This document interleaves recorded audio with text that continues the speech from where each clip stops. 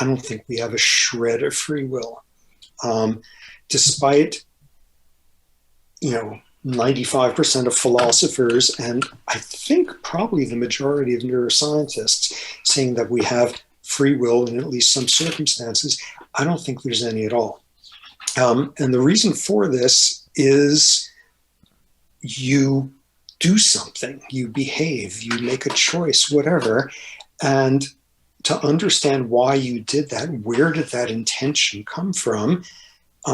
Part of it was due to the sensory environment you were in the previous minute. Some of it is from the hormone levels in your bloodstream that morning. Some of it is from whether you had a wonderful or stressful last 3 months and what sort of neuroplasticity happened. Part of it is what hormone levels you were exposed to as a fetus. Part of it is what culture your ancestors came up with, and thus how you were parented when you were a kid. All of those are in there, and you can't understand where behavior is coming from without incorporating all of those. And at that point, not only are there all of these relevant factors, but they're ultimately all one factor. If you're talking about what evolution has to do with your behavior, by definition, you're also talking about genetics. If you're talking about what your genes have to do with behavior, by definition, you're talking about how your brain was constructed or what proteins are coded for.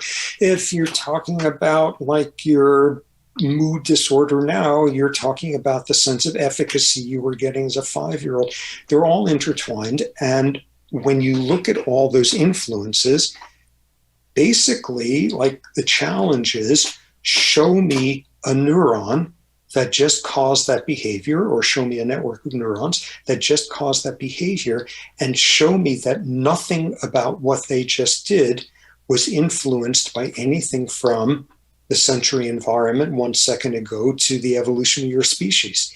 And there's no space in there to fit in a free will concept that winds up being, in your brain, but not of your brain.